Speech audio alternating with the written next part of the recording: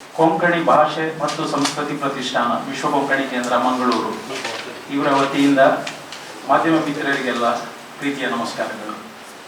ನಾನು ಅಧ್ಯಕ್ಷ ಸಿ.ಎ. ನಂದಗೋಪಾಲ್ ಶೆಣೆ. ನನ್ನೊಂದಿಗೆ ಕಾರ್ಯದರ್ಶಿ ಡಾಕ್ಟರ್ ಕಸ್ತೂರಿ ಮೋಹನ್ ಪೈ ಅವರಿದ್ದಾರೆ, ಕೋಶಾಧಿಕಾರಿ ಶ್ರೀ ಬಿ.ಆರ್. ಭಟ್ ಹಾಗೂ ತಾರೀಕು 15 ಮತ್ತು 16ರಂದು ಜರುಗಲಿರುವ ಶ್ರೀ ರವೀಂದ್ರ ಕೇಳೇಕರ್ ಹಾಗೂ ಶ್ರೀ ಮನೋಹರ್ ಸರ್ದೇಸಾಯಿ ಇವರ ಜನ್ಮ ಶತಮಾನೋತ್ಸವ ಕಾರ್ಯಕ್ರಮದ ಚೇರ್ಮನ್ ಆಗಿ ನಿಯುಕ್ತಿಗೊಂಡಿರುವ ಶ್ರೀ ಗೋಕುಲ್ ದಾಸ್ ಪ್ರಭು ಹಾಗೂ ಕಾರ್ಯಕರ್ತ ಸದಸ್ಯರಾಗಿರುವ ಶ್ರೀ ಎಂ.ಆರ್. ಕಾಮತ್ ಹಾಗೂ ವಿಶ್ವ ಕೊಂಕಣಿ ಕೇಂದ್ರದ ಕಾರ್ಯನಿರ್ವಹಣಾಧಿಕಾರಿ ಡಾಕ್ಟರ್ ಬಿ.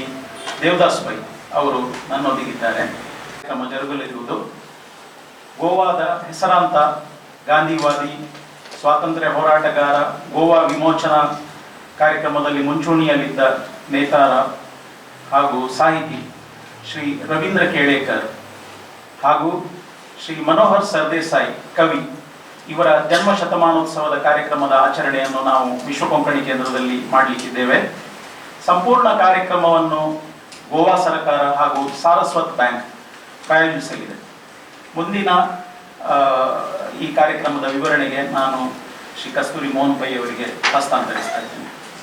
ಒಂದು ವಿಶೇಷತೆ ಏನಂದರೆ, ಕೊಂಕಣಿ ಭಾಷೆಯ ಉದರಗತಿ ಆಗಲಿಕ್ಕೆ ಯಾವ ರೀತಿಯಲ್ಲಿ ಇಬ್ಬರು ಈ ಮಹನೀಯರು ಕೆಲಸ ಮಾಡಿದರು, 20ನೇ ಶತಮಾನದ ಆದಿಯಿಂದಲೇ ಇವರು ಈ ಕೆಲಸವನ್ನು ಪ್ರಾರಂಭ ಮಾಡಿದರು.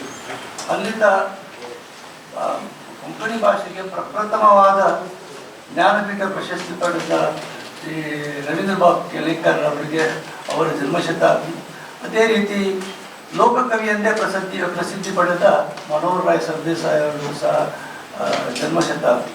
ಈ ಎರಡೂ ಕಾರ್ಯಕ್ರಮಗಳನ್ನು 2 ದಿವಸ ನಾವು ಹಂಚಿ ಮಾಡ್ತಾ ಇದ್ದೇವೆ. 15 ಮತ್ತು 14 ಶನಿವಾರ ಮತ್ತು ಆದಿತ್ಯವಾರ ದಿವಸ.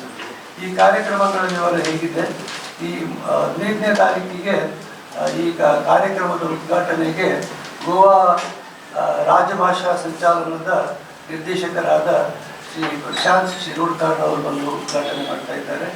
ಮತ್ತು ಹಿರಿಯ ಸಾಹಿತಿಗಳಾದ ಶ್ರೀಮತಿ ಶೀಲಾ ಕೊಲಂಬೇಕರ್ ಅವರು ಈಗ ಮುಖ್ಯ ಅತಿಥಿಯಾಗಿ ಭಾಗವಹಿಸ್ತಾ ಇದ್ದಾರೆ. ಈ ಕಾರ್ಯಕ್ರಮದಲ್ಲಿ ನಾವು 2-3 ಕಾರ್ಯಕ್ರಮಗಳನ್ನು ಆ ದಿವಸಕ್ಕೆ ಹಂಚಿಕೊಂಡಿದ್ದೇವೆ.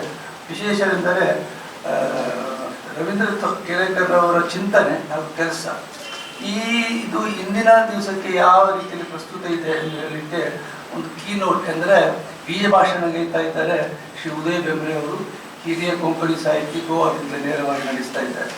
ಮತ್ತು ಕೇಳೇಕರ್ರವರ ಕೃತಿತ್ವ, ಕ್ರಿಯೇಟಿವಿಟಿ ಅಂತ ಹೇಳ್ತೇವೆ, ಅದನ್ನು ಮತ್ತು ಅದರಿಂದ ಇಂದಿನ ಜನ